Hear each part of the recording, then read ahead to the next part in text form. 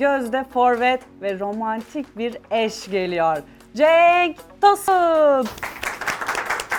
Yetersiz hissettiğin oldu mu? Ronaldo'yla ve Messi'ye karşı kim oynarsa kendine daha yetersiz hissediyordur. Paradan nasıl Avrupa kapısına çeviriverdim? Başka bir şey soracaktım aslında Alara, sana. para gelici, geçici. Sağdaki gerçek. Ben sağdaki klon mu diyecektim? Mesela hiç sevmediğim bir yemeği 4 gün boyunca yemeyi tercih ederim. Yerim. Balıkları şöyle alasım geldi. Arkadaşlar birkaç bardak su dökelim. Tam gerçekçi olsun. Seni çok sevdim.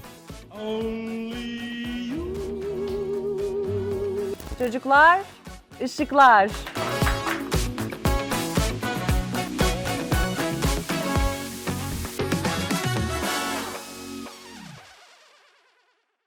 Beşiktaş'ın 9 numarası ama sohbeti 10 numara olan gözde forvet ve romantik bir eş geliyor. Cenk Tosun! Hoş geldin. Hoş bulduk. Çok güzel sözlerinden dolayı sana teşekkür ediyorum öncelikle. Kısaydı ama özetleyiciydi. Güzeldi. Çok sevindim bana vakit ayırdığın için, buraya geldiğin ve konuğum olduğu için. Umarım keyif alırsın. İddialı başlayacağız ama bana da bu yakışır zaten. Bilirsin sıradan programlarda senden hayat hikayeni dinlemek isterler ama biz yapay zeka ile senin hayat hikayeni yazdık. Dinlemek ister misin? Tabii ki de. Belki senin de unuttuğun şeyler vardır aralarda. Büyük ihtimal. Bir zamanlar Almanya'nın sessiz bir kasabasında futbolun büyüsüne kapılan küçük bir çocuk vardı. Adı Cenk Tosun'du. Cenk futbol oynamayı çok seviyordu ve her fırsatta topun peşinden koşardı. Cenk'in idolü efsanevi Arjantinli futbolcu Gabriel Batistuta'ydı. Batistuta'nın oyun tarzını, gol sevincini ve sahadaki liderliğini hayranlıkla izlerdi. Cenk, Batistuta'nın her hareketini öğrenmek için saatlerce televizyon başında kalırdı. Cenk futbol oynarken oldukça agresifti. Rakiplerini geçmek için hızını ve gücünü kullanırdı.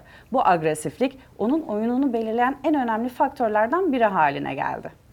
Cenk kariyerinde ilerledikçe ailesi her zaman onun yanında oldu. Karısı onun en büyük destekleyicisiydi ve iki çocukları onun en büyük hayranlarıydı.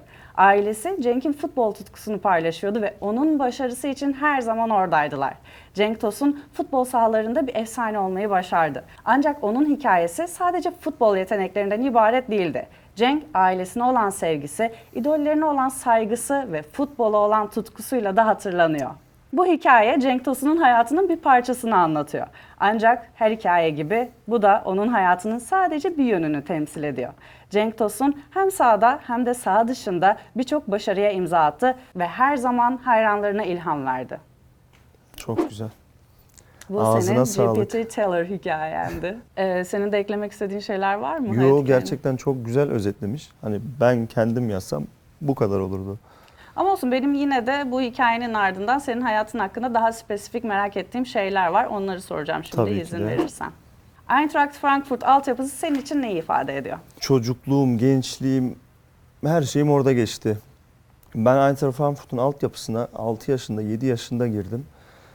18 yaşına kadar orada oynadım. Belki soyunma odalarını, hocalarımı, takım arkadaşlarımı ailemden daha çok gördüm. O yüzden çocukluğum diyebilirim. Çok güzel günlerim geçti. İyi ki orada altyapıyı almışım. Çünkü Almanya gerçekten dünyada altyapı konusunda çok çok iyi bir ülke. O yüzden çocukluğum diyebilirim, gençliğim diyebilirim.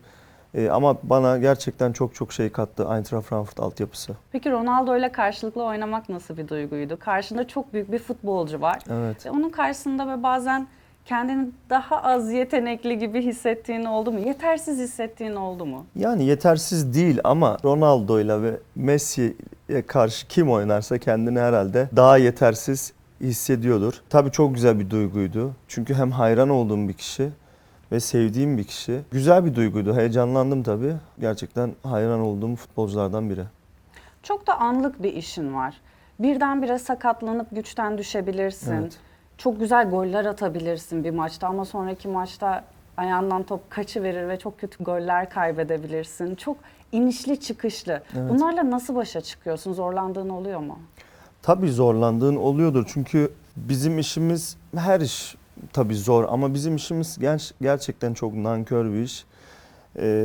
Ben hep söylüyorum, her zaman iyi olmak zorundasın. 5 maç üst üste gol atarsın, 6. maç atamazsın, en kötü sen olursun. Bizim ülkede de ne yazık ki göklere çok çabuk çıkarılıyorsun ama yere de çok çabuk düşebiliyorsun. Mental olarak buna güçlü kalman lazım. Onun için de ben her zaman güçlü kalmaya çalışıyorum gerçekten. Alıştım artık bu duruma. Kafa olarak buna hazırım. Mecbur bir yerden sonra alışmak gerekiyor değil mi? Evet, evet. Tabii bunun bir de sakatlık boyutu var sizin de dediğiniz gibi. O en kötüsü çünkü tam böyle iyi gittiğin dönemler oluyor, işte formunda olduğun dönemler oluyor. Ama sakatlığa hiçbir şey yapamıyorsun. Sakatlandıktan sonra maalesef küçük sakatlıklarda tabii birkaç hafta, büyük sakatlıklarda aylarca sahadan uzak kalıyorsun. Bu da bu işin zorlukları diyebilirim. Cenk, tabii ki sakatlanmanı istemem ama bu işe katlanmanı sağlayacak çok güzel bir motivasyon kaynağın var bence. Evet. Para ve transfer rekoru da sende. Ne kadar, bize bir söylemek ister misin? Ben biliyorum tabii ki de, izleyenler belki. Ya bonuslarla birlikte 27 milyon euro'lık bir rekor var bizde. Tabii çok güzel bir duygu bu benim için. Gurur verici bir tablo. Bunu Beşiktaş sayesinde yaptım ben. Tek başıma yapmadım. Çok iyi bir sezon geçirdim o sene. Takım olarak çok iyi bir sezon geçirdik. Ayrıca Şampiyonlar Ligi'nde, yani Avrupa'da çok iyi işler yaptık. Zaten orada iyi oynadığında bu Avrupa kulüpleri daha çok seni görüyor. O sezon gerçekten çok iyi geçti benim için ve Avrupa kapısı benim için açıldı. Paradan nasıl Avrupa kapısına çeviriverdin? Başka bir şey soracaktım aslında Alara, sana. para gelici, geçici, çok önemli değil bence. Şu yani rakamın verdiği gurur o gelen paradan daha güzel, öyle söyleyeyim. Kesinlikle öyledir. Sana katılıyorum ama ufak bir korkun var mı, bu rekoru geçen olur mu diye? Sonra hırslanır mısın tekrar, ben geçeceğim diye? Artık benim yaşım da ilerlediği için ben biri beni geçerse bir daha geçeceğimi pek düşünmüyorum. Ama korkmuyorum da. Ben gurur duyarım, Türkiye'den bir Türk futbolcusu 30, 40, 50 milyon euroya transfer olursa yurt dışına, biz ülke olarak kazanacağız sonuçta. Türk futbolcusu değer görecek. O yüzden ben öyle bir korkum yok Alara. Çok güzel cevap verdin. Çok duygusaldı. Teşekkür ederim. Madem duygusallığa girdik şimdi, Evet, de eşinden konuşalım. Şimdi her başarılı erkeğin arkasında bir kadın vardır derler. derler. Sen sanki bunun böyle sağlayıcısı gibisin karşımda. Klişedir ama çoğu klişe de doğrudur gerçekten. Hı hı. Senin eşinin kariyerindeki yeri nedir? Katkısı nedir? Çok büyüktür. Şöyle, ailem de olsun, eşim de olsun, gerçekten yerleri çok ayrı. Benim kariyerimde çok büyük payları var. Ben eşimle 2012'de tanıştım. 2012'den itibaren zaten yükselişe geçtim.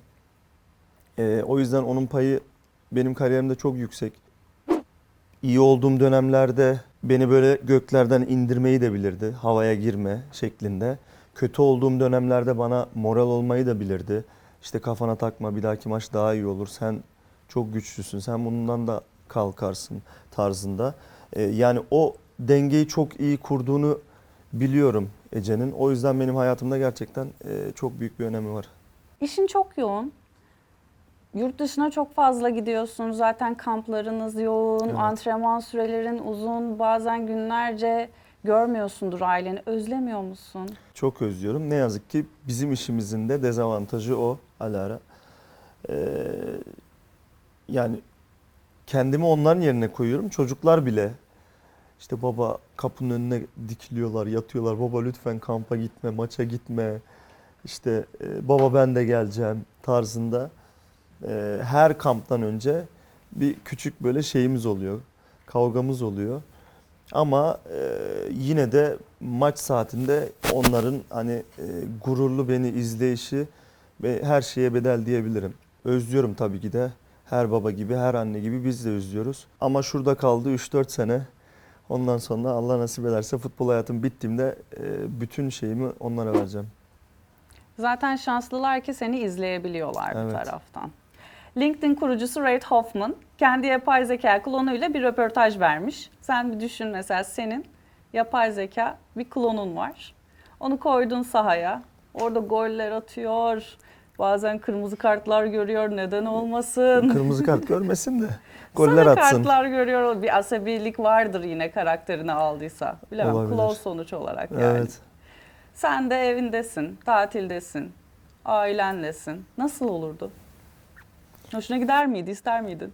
Yani gitmezdi dersem yalan olur. Çünkü hani aileme daha çok vakit İşte arkadaşlarıma daha çok vakit harcamayı isterdim. Çünkü futbolcunun hayatı gerçekten kolay değil. Dışarıdan gözüktüğü kadar kolay değil. Ben kendi ablamın düğününe gidemedim, öyle düşünün. Herkese vakit ayırmakta zorluk çekiyoruz, arkadaşlarıma en fazlası diyebilirim. Yani tatilleri belki daha çok uzatabilirdim. Arkadaşlarıma daha çok zaman ayırabilirdim. Ama maç saatinde ben kendim orada olmayı tercih ederdim herhalde. Ama şimdi maç yapmaktan da keyif alıyorsun bir yerde. Evet. Arada bir de çıkardın herhalde değil mi sahaya? Yani onun da o tadı bir tatmasını isterdim, evet.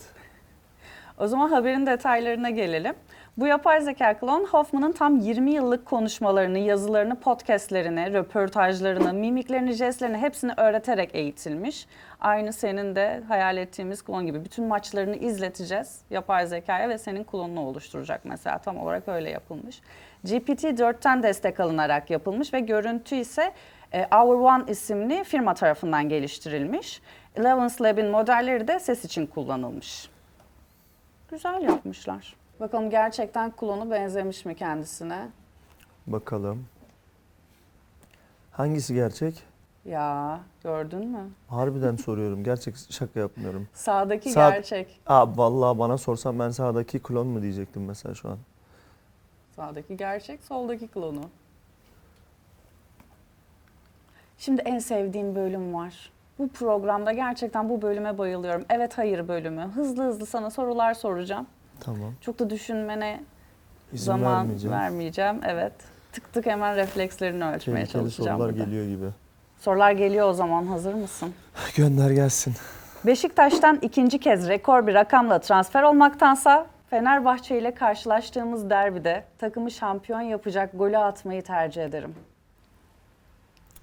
Yani çok zor bir soru. Tabii şampiyonlukta bütün camia sevinecek. Çok güzel bir duygu. Ama öbür taraftan da kulübün kasasına para girecek. Herhalde değerlendirdim. Hangi rakam daha yüksekse onu isterdim. Mesela şampiyonluğa attım kafadan 10 milyon euro mu veriliyor? Benim transfer ücretim 30 milyon euro olacaksa, kulübün kasasına 30 milyon euro girecekse ben tabii ikinci defa transfer olmayı seçerdim herhalde. O zaman buna evet diyorsun. Yani yine orada Beşiktaş'ı düşünürdüm herhalde. İlerleyen yaşlarda teknik direktör olmaktansa sessiz sakin bir Ege kasabasında huzurla yaşamak isterim. Yok, ben onu yapamam. Ben teknik direktör olmak istiyorum inşallah ileride. İki Şenol'un yani babamın ve hocamın arasında kalmaktansa bir derbi boyunca hiç gol atmamayı tercih ederim. Yani bu da yine çok zor bir soru ama ben derbileri seviyorum gerçekten, gol atmayı. Yani arasında kalırdım, sonuna gene aralarımızı yapardım. Aldığım sarı kartlarda takımın durumundan daha çok babamdan yiyeceğim azar beni strese sokar. Evet. Hakemin kararına itiraz edip sarı kart yemektense hiç sevmediğim bir yemeği 4 gün boyunca yemeyi tercih ederim. Yerim. Hiç sevmediğin yemek ne? Yok yani ben çok yemek seçmem. Ondan çok çabuk cevap O verdin. yüzden yerim. Yani Futbol kariyerimin inişli çıkışlı dönemlerine dayanamayıp mental anlamda çöküşler yaşadığım oluyor. oluyor. Bu ama her futbolcuda da oluyordur diye düşünüyorum. Çünkü bir futbolcu hayat her zaman böyle gidemez. Yani böyle gider, böyle gider. Zaman zaman iyi olursun, zaman zaman iyi olmazsın. O yüzden benim de oluyor. O dönemlerde de mental olarak güçlü kalmaya çalışıyorum. Şenol Hoca ile aramın bozulmasındansa hiç şampiyon olmamayı dilerim. Yok, bozulsun, o zaman şampiyonluğu seçerim. Ben sonra onun gönlünü alırım. Bir şekilde hallederim Evet. diyorsun. Teşekkür ederim. Bu bölümde güzel cevaplar. Biraz politik cevaplar verdin. Hemen böyle evet hayırlı cevaplar istiyordum aslında Sadece ama evet hayır. çok korunaklı Olmaz. cevaplar verdin. Olmaz. Tebrik ederim yine de. Bu bölümde sana ufak bir torpil geçtik ve bir hayalini gerçekleştirdik. Merak ediyor musun senin Çok için ne merak ediyorum, yaptığımızı? gerçekten mi? Wow. Cenk ve Benim Gabriel idolümle- Batistuta. Evet, idolümle birlikte Dünya Kupası'nı kaldırıyoruz. Nasıl bir duygu? Çok güzel. Yani ben gerçekten küçükken hep onun golleriyle büyüdüm. O zamanlar tabii sosyal medya falan çok yok. YouTube yok. Biz kaset açıp izliyordum Gabriel Batistuta'nın maçlarını. Çok güzel bir görüntü. Yani ekibinize teşekkür ediyorum.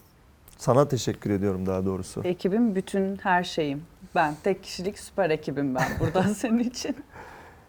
Komplo teorisi bölümümüze geldik. Burada garip komplo teorilerinden bahsedeceğim aslında. Ama ondan önce sormak istediğim bir şey var. Biliyorsun artık e-spor gerçek sporun yerini alacağı çok konuşuluyor. Artık bunların da turnuvaları yapılıyor hatta. Bir videomuz var, izleyelim. Sonra da onun üzerine sana soru yönelteceğim. Tamam. Kullandı ceza sahası içine doğru. Yerde kaldı Semih. Penaltı diyor maçın hakemi. Penaltı kazandı Beşiktaş 88. dakika.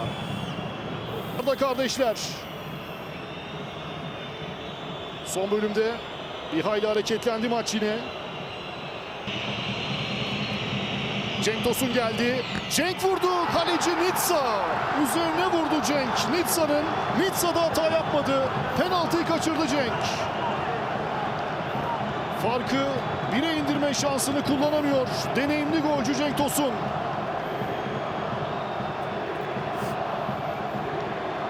İşte Cenk'in kullandığı penaltı. 2 hamlede kontrol etti kaleci Nitsa. O zaman sorum geliyor. E-sporun geleneksel futbolu öldürmesi mi daha korkunç? Yoksa az önce izlediğimiz videodaki gibi gireceğin her maçın kritik dakikalarında penaltı golünü kaçırmak mı?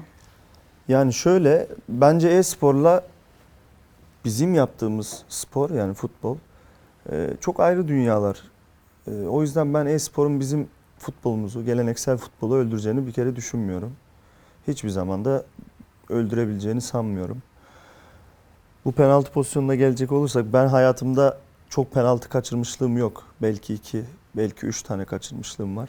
Bu maçta da gerçekten çok kötü vurdum topa. Ortaya vurmak istedim. Çünkü kaleciler genelde ortada beklemiyor. Çok nadir bekler kaleciler ortada. Ama ortaya vurmak da var, ortaya vurmak da var. Çok kötü bir vuruş yaptım burada. Bu da bana ders oldu. Yani ikisini de dediğim gibi farklı kulvarlar diye düşünüyorum. Alara X ile 10 dakika bölümümüz başlıyor şimdi. Random bir kartla birlikte oturduğun yerden inanılmaz şeyler deneyimleyeceksin. Tamam. Hazır mısın? Hazırım ve heyecanlıyım. Tamam, o zaman gelsin kartlar.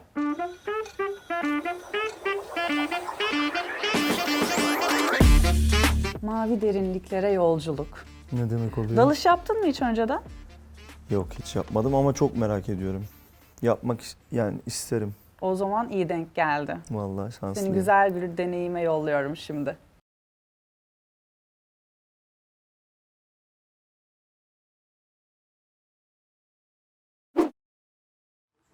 Nasıl bir deneyim Cenk? İnanılmaz.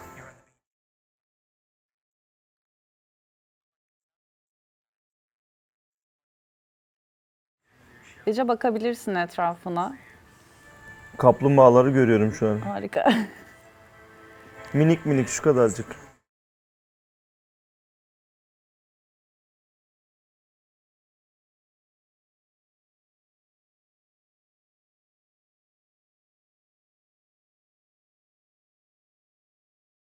Bazen konuklarımız elleriyle tutmaya çalışıyor. Mesela sende de o hissiyat oluştu mu? Evet evet.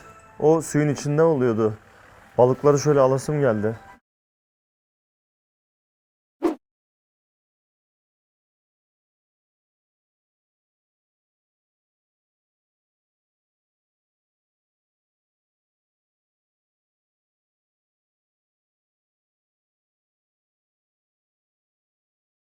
Arkadaşlar birkaç bardak su dökelim Cenk'in üstüne de tam gerçekçi olsun.